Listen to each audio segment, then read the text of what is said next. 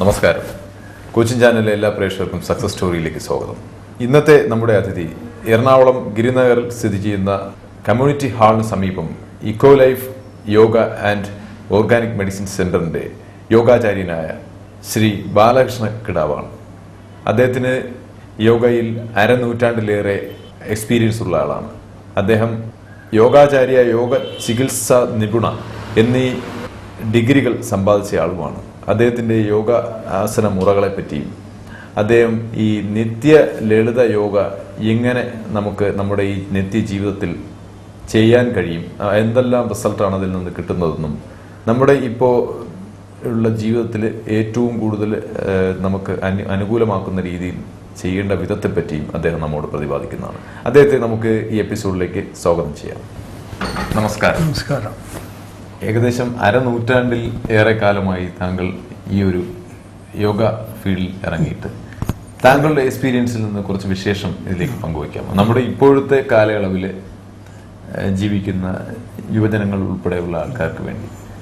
അതിനു മുമ്പൊരു ചോദ്യം, അതായത് ഈ ഇക്കോ ലൈഫ് എന്ന പേര് എന്തുകൊണ്ടാണ് ഇതിനെ നിർദ്ദേശിച്ചത്? ഈ പ്രകൃതിയും ജീവിതവുമായിട്ടുള്ള ഒരടുപ്പത്തിലാണ് ഈ ഇക്കോ ലൈഫ്. വളരെ അർത്ഥവത്തായ ഒരു പേരാണത്. അപ്പോൾ ഈ യോഗ മുറകളെ പറ്റി ഒന്ന് പ്രതിപാദിക്കാം. ഇപ്പോൾ വളരെ ബിസി ആയിട്ടുള്ള ജീവിതം നയിക്കുന്ന ആൾക്കാരാണ് നമ്മുടെ ജനറൽ ആയിട്ടുള്ളത്. പ്രത്യേകിച്ച് എറണാകുളം സിറ്റിയിൽ രാവിലെ ജോലിക്ക് പോകുന്നു, വൈകിട്ട് തിരിച്ചു വരുന്നു. ആ രീതിയിലുള്ള ലൈഫിനിടയ്ക്ക് നമ്മൾ എയർ പൊള്യൂട്ടഡ് ആയിട്ടുള്ള ഈ ഒരു സിറ്റി, എപ്പോഴും വെളിയിൽ നമ്മൾ യാത്ര ചെയ്യുമ്പോൾ പൊടിയും ഡസ്റ്റ് എപ്പോഴും ഇങ്ങനെ ഒരു, മാത്രമല്ല കാർബൺ മോണോക്സൈഡ് വരുന്ന വാഹനങ്ങളുടെ പുക, പിന്നെ പുകവലിക്കാരുടെ പുക, അല്ലാതെയുള്ള മനുഷ്യന്റെ ദുശീലങ്ങൾ, ഇങ്ങനെയുള്ള ഒരു അവസ്ഥയിൽ ഈ യോഗ ചെയ്യുന്ന ഗുണപാഠങ്ങൾ എന്തൊക്കെയാണെന്ന് വിശദീകരിക്കാം. ഇന്നത്തെ കാലസ്ഥിതിയിൽ മനുഷ്യരുടെ ജീവിത രീതികൾ തന്നെ മാറിക്കൊണ്ടിരിക്കുകയാണ്. പല രീതിയിലുള്ള ജീവിതത്തിലേക്ക് മാറിക്കൊണ്ടിരിക്കുക. ഇലക്ട്രോണിക്സ് യുഗമായി, ശാസ്ത്രത്തിൻ്റെ പുരോഗതിയായി, ഇതൊക്കെ വന്നിട്ടും മനുഷ്യന് പഴയ രീതി പ്രകൃതിയോടെ ഇണങ്ങിപ്പോകാനുള്ളൊരു സാഹചര്യം ഉള്ള മനസ്സ് ഇപ്പം ഉണ്ടായിക്കൊണ്ടിരിക്കുന്നില്ല. പല രീതിയിലിപ്പം മനുഷ്യൻ രാവിലെ ആഹാരങ്ങൾ കഴിക്കുന്നത്, രാവിലെ എണീക്കുന്നത്, ഉറങ്ങുന്നത്, ജോലി ചെയ്യുന്നത്, ഇങ്ങനെയുള്ള പല കാര്യങ്ങളും ഒരു കൃത്യനിഷ്ഠയോ മറ്റ് കാര്യങ്ങളോ ഇല്ലാതെ കുത്തഴിഞ്ഞ പോലെ ഇന്നിപ്പോൾ അങ്ങനെ നടന്നുകൊണ്ടിരിക്കുകയാണ്. ഇതിൽ നമ്മൾ ഈ ആരോഗ്യ കാര്യങ്ങളെ പറ്റി മറന്നുകൊണ്ടാണ് ഇന്നത്തെ ജീവിതം മുഴുവൻ. ആർക്കും സമയമില്ല എന്നുള്ള സമയമില്ലാത്ത, ആരോഗ്യം ആവശ്യമില്ല, ആ രീതിയിലുള്ള ചിന്തയാണ്.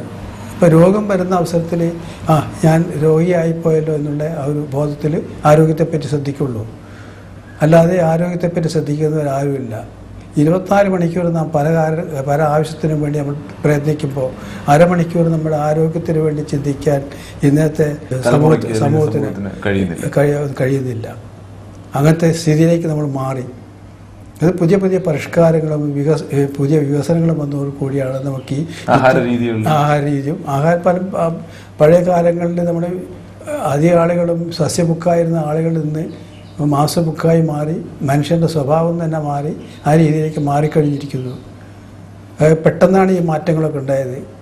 ആഹാര രീതി തന്നെ പഴയ കാലത്തെ ആഹാര രീതിയല്ല ഇപ്പം മത്സ്യം, മാംസം ഇങ്ങനെയുള്ള ആഹാരത്തിലാണ് കൂടുതൽ താല്പര്യവും അതാണ് പ്രയോജനം ഉണ്ടാകുന്നതെന്നും കരുതിക്കൊണ്ടാണ് ഇന്ന് ജീവിക്കുന്നത്.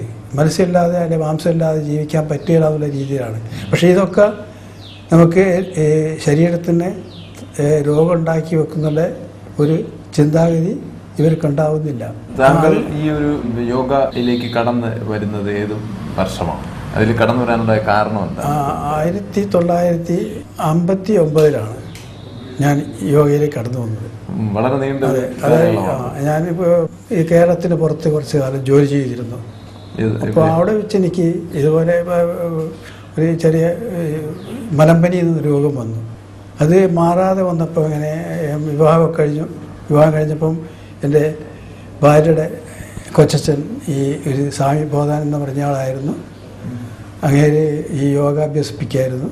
അപ്പോൾ അയാൾ മാളായം കൊണ്ട് എന്നോട് പറഞ്ഞു, നമുക്ക് യോഗ അഭ്യസിക്കണം, ഈ രോഗം മാറി നോക്കണമെന്ന് പറഞ്ഞു. ആ രീതിയിലാണ് ഞാൻ യോഗ അഭ്യസിക്കാൻ തീരുമാനിച്ചത്. ഭാര്യയുടെ കൊച്ചച്ഛൻ. അദ്ദേഹമാണ് താങ്കൾക്ക് ഈ വഴി പറഞ്ഞു തന്നത്. യോഗയിലേക്ക് വഴി തിരിച്ചു വിട്ടത്. അതിനുശേഷമാണ് ഒരു പ്രയാണം തുടങ്ങിയത്. അങ്ങനെ ഇരിക്കുകയാണ് കേരള സർക്കാർ പട്ടത്താണിപിള്ള ഗവർണറായിരിക്കുന്ന സമയത്ത് അദ്ദേഹത്തിൻ്റെ ഒരു പ്രത്യേക താല്പര്യത്തോടു കൂടി കേരളത്തിലെ യോഗ സമൂഹത്തിന് ദാനം ചെയ്യണം എന്നുള്ള രീതിയിൽ അദ്ദേഹം ഒരു യോഗ ഡിപ്പാർട്ട്മെൻറ്റ് രൂപീകരിച്ചു. അപ്പം ഞാനിത് പഠിച്ചതിനെ കൊണ്ട് ഞങ്ങളൊക്കെ ഇതിന് അപേക്ഷിച്ചു. ഞാനും എൻ്റെ വൈഫൊക്കെ അപേക്ഷിച്ചു. ഞങ്ങൾക്ക് അതിന് ജോലി കിട്ടി. രണ്ടുപേർക്കും ജോലി കിട്ടി. പബ്ലിക് സർവീസ് കമ്മീഷനായിരുന്നു അത് എടുത്തിരുന്നത്. അപ്പോൾ അങ്ങനെ എടുത്ത് അവിടെ നിന്ന് 6 മാസം ട്രെയിനിങ് കിട്ടി. അത് നല്ല വിപുലമായ ട്രെയിനിങ് ആയിരുന്നു. അന്ന് കയറി വെച്ചിരിക്കുന്ന ഡെഡ് ബോഡി ഒരു ഡോക്ടർ മെഡിക്കൽ കോളേജ് പ്രൊഫസർ അതിനെപ്പറ്റി വിവരിച്ചു തന്ന് ആ രീതിയിലാണ് ഞങ്ങളെ പഠിപ്പിച്ചിരിക്കുന്നത് അക്കാലത്ത്. വളരെ നല്ല സ്റ്റാൻഡേർഡുള്ള ക്ലാസ്സായിരുന്നു. പിന്നെ പരിശീലനമായിരുന്നു. അനാട്ടമി അവർ അനാട്ടമിയാണ് കൂടുതലായിട്ട് അവർ ശരിക്കും പഠിപ്പിച്ചത്. അനാട്ടമി അറിഞ്ഞെങ്കിൽ മനുഷ്യനെ ഇപ്പോൾ യോഗ പഠിപ്പിക്കാനുള്ള ഒരു കഴിവ് കൂടും, ശരീരത്തെപ്പറ്റി മനസ്സിലാക്കി കഴിഞ്ഞാൽ. ഇപ്പോൾ താങ്കളുടെ ശരീരം എന്ന രീതിയിലാണെന്ന് മനസ്സിലാക്കി അതിനനുസരിച്ചുള്ള യോഗ ആ രീതിയിലുള്ളത് മാത്രകൾ കുറച്ചിട്ട് പഠിപ്പിക്കാൻ കഴിയണം. മറ്റേ എല്ലാവരും ഒരേമാതിരി ഇങ്ങനെ യോഗ പഠിക്കാമെന്ന് പറഞ്ഞാൽ ശരീരത്തിന് ചിലപ്പോൾ ദൂഷ്യം ചെയ്തു വരും. ശരീരം പല സൂര്യച്ച ശരീരമുണ്ട്, മെലിഞ്ഞ ശരീരമുണ്ട്, അതിൽ തന്നെ പല രോഗങ്ങളുള്ളതുണ്ട്. ഇതൊക്കെ മനുഷ്യരിലുള്ളതാണ്. അപ്പോൾ അതിനനുസരിച്ച് വേണം നമ്മളത് പഠിപ്പിക്കാൻ. അപ്പോൾ അതിന് അന്നത്തെ ആ ട്രെയിനിങ് വളരെ ഗുണകരമായിട്ട് എനിക്ക്. പിന്നെ ഞാനിങ്ങനെ ഇരുന്ന് ക്ലാസ് നാട്ടിൽ വന്ന് പരിശീലനമൊക്കെ കഴിഞ്ഞ് നാട്ടിൽ വന്ന് ക്ലാസ് തുടങ്ങി. പല അഭ്യാസങ്ങളൊക്കെ ചെയ്യുമായിരുന്നു ഞാൻ പല രീതിയിലുള്ള. അതായത് ഞങ്ങളുടെ അന്നത്തെ പരിപാടി എന്താണെന്ന് വെച്ചാൽ, ഇപ്പോൾ ആളുകളെ വിളിച്ചു കൂട്ടി പൊതുവേദികളിൽ ഞങ്ങൾ പോയിട്ട് പറയും ഇങ്ങനെ ഞങ്ങൾക്ക് ചെറിയ സമയം തരണം എന്ന് പറഞ്ഞ് ഞങ്ങൾ പോകും. അപ്പോൾ അവരവിടെ യോഗാഭ്യാസ 84 യോഗാഭ്യാസ പ്രകടനങ്ങളുണ്ടെന്ന് ഇതിന് ശേഷം ഉണ്ടെന്ന് പറയുമ്പോൾ ആളുകൾ അവിടെ കൂടും. അപ്പോൾ ഞങ്ങൾ ഈ പ്രകടനങ്ങളൊക്കെ കാണിക്കുമ്പോൾ ആൾക്കാർ ഇതിലേക്ക് ആകർഷിക്കും. 60-കളിലാണല്ലേ? 62-കളിൽ 63 ഡിപ്പാർട്ട്മെൻറ്റ് രൂപീകരണം. അങ്ങനെയാണ് യോഗ അങ്ങനെ അവിടെ ഞങ്ങളുടെ നാട്ടിൽ ഇങ്ങനെ പ്രചരിപ്പിച്ചുകൊണ്ടിരുന്നത്. യോഗ പ്രചാരണം ഉണ്ടായത്. പിന്നെ അതിന് റിസൾട്ട് വളരെ നല്ലതായിരുന്നു. ജനങ്ങൾ ഒരുപാട് കുട്ടികളും വലിയ ആളുകളൊക്കെ അന്ന് ധാരാളം പോയി പഠിച്ചിട്ടുണ്ട്. അത് നല്ല VIP-കളൊക്കെ അന്ന് ആ കാലത്ത് തന്നെ പഠിച്ചിട്ടുണ്ട്. അതിനുശേഷം ഞാൻ പിന്നെ അവിടെ തന്നെ ഈ ഡിപ്പാർട്ട്മെന്റ് പിരിച്ചു വിട്ടു. അതെന്തുകൊണ്ടാണ് അത് നടത്തിയിട്ട് പ്രചാരത്തിൽ ആകാത്തതുകൊണ്ടാണോ? അത് സർക്കാരിന് സാമ്പത്തിക ബാധ്യതയാണ് ഇത് എന്നുള്ള ആ ബോധത്തോടു കൂടിയാണ് പിരിച്ചുവിട്ടത്. പിന്നെ അത് വീണ്ടും ഇതുവരെ പിന്നെ കൊണ്ടുവന്നിട്ടില്ല. പിന്നെ ഞങ്ങളുടെ ഇത്രയും പേര് 60 പേരെ പഞ്ചായത്തുകളിൽ 60 പേര് ഉണ്ടായിരുന്നത്. ഈ 60 പേരെയും പഞ്ചായത്തുകളിൽ മാറ്റി കൊടുത്തു. പക്ഷെ ഞാനത് വിട്ടില്ല. ഞാൻ വീണ്ടും യോഗ തുടർന്നു, പഞ്ചായത്ത് ജോലിയും ചെയ്യും. ഈ യോഗ മുറകൾ ചെയ്യുന്ന ഇപ്പോഴത്തെ യുവജന തലമുറയ്ക്ക് എന്തെല്ലാം നേട്ടങ്ങളാണ് ഉണ്ടാവുക എന്ന് പറയാം? അതായത് ഈ യോഗ എന്ന് പറഞ്ഞാൽ ചേരുക എന്നാണ് അർത്ഥം. ഇപ്പം നമ്മൾ യോഗം ചേരും എന്ന് പറയുന്നില്ല, അതുപോലെ അതെ. യോഗം കുറേ ആൾ കൂടി കഴിഞ്ഞാൽ അവിടെ യോഗമാണ്, അതിന് യോഗ എന്ന് പറയും. ഒരു കൂട്ടം. ഇപ്പം ഈ യോഗ എന്ന് പറയുന്നത് തന്നെ മനസ്സും ശരീരവും ചേരുക എന്നുള്ളതാണ് യോഗ. പരമാത്മാവൊരൈക്യ ഇത് യോഗ എന്ന് പറയുന്നത് പതഞ്ജലി സൂത്രത്തിൽ പറയുന്നതാണ്. പതഞ്ജലി മഹർഷിയാണ് ഇതിൻ്റെ രൂപം കൊടുത്ത ആൾ. യോഗയ്ക്ക് രൂപം കൊടുത്ത ആൾ പതഞ്ജലി മഹർഷി എന്ന് പറഞ്ഞ ആളാണ്. ആൾ പറഞ്ഞിരിക്കുന്നതാണ് പരമാത്മാവൊരൈക്യ ഇത് യോഗ. ആത്മാവിനെയും പരമാത്മാവിനെയും യോജിപ്പിക്കുന്ന അല്ല ഐക്യപ്പെടുത്തുന്ന ഒരു പ്രവർത്തനമാണ് യോഗ എന്നാണ് പതഞ്ജലി മഹർഷി പറഞ്ഞിരിക്കുന്നത്. അതിപ്പോൾ ഞാനത് ശരിക്കും ഒന്നുകൂടെ അനലൈസ് ചെയ്തിട്ട് ഞാൻ മനസ്സിലാക്കിയത് പ്രകൃതിയിലിരിക്കുന്ന പ്രാണവായു, ശരീരത്തിലിരിക്കുന്ന അതായത് പ്രകൃതി പരമാത്മാവ്, അതാണ് പരമാത്മാവല്ലേ. നമ്മുടെ ശരീരത്തിൽ ഇപ്പം ജന്മം മുതൽ ആദ്യമായിട്ട് നമുക്ക് കിട്ടുന്ന പരമാത്മാവിനെയാണ്, ആത്മാവിനെയാണ് കിട്ടുന്നത്. പരമാത്മാവിൻ്റെ ഒരു അംശം നമ്മുടെ ശരീരത്തിലേക്ക് പ്രസവാനന്തരം ആ കുട്ടി ഇവിടെ പൊക്കിൾ കൊടി വെട്ടുന്ന അവസരത്തിൽ നമ്മുടെ ശ്വാസവസ്തു കടന്നു കൊടുക്കും. അത് അന്ന് മുതൽ ആ കുട്ടിയുടെ അറിവോ സമ്മതമോ ഇല്ലാതെ പ്രവർത്തിച്ചുകൊണ്ടേയിരിക്കും ജീവാവസാനം വരെ.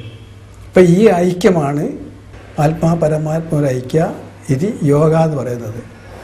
അത്ര പ്രാധാന്യമുള്ള യോഗ തന്നെ തുടങ്ങുന്നത് ഗർഭപാത്രത്തിൽ വെച്ചിട്ടാണ്.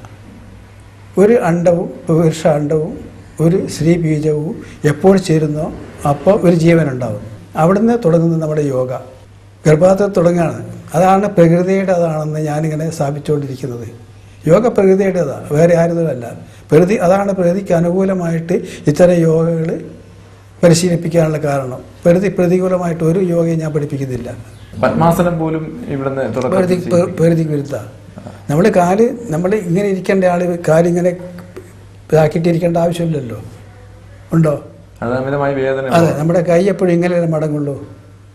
പ്രകൃതി ഇങ്ങനെ മടക്കാൻ പറഞ്ഞിരിക്കുന്നത്. അത് തിരിച്ച് ഇങ്ങനെ മടക്കാൻ നമുക്ക് സാധ്യമാകുമോ? ഇല്ല. അപ്പൊ അങ്ങനെ ചെയ്യേണ്ട കാര്യം വരുന്നില്ല എന്നാണ്. അങ്ങനെ ചെയ്യേണ്ട കാര്യം വരണ്ട. നമുക്ക് ഇങ്ങനെ പിടിച്ചാൽ മതിയല്ലോ. എന്തിനാണ് ഇങ്ങനെ പിടിക്കാൻ പോകുന്നത്? ആ രീതിയിലാണ് നമ്മൾ ജീവിക്കേണ്ടത്. പ്രകൃതിക്ക് വിരുദ്ധമായിട്ട് നമ്മൾ ജീവിക്കരുത്. അതിക്ക് അനുകൂലമായിട്ടേ പോകണം.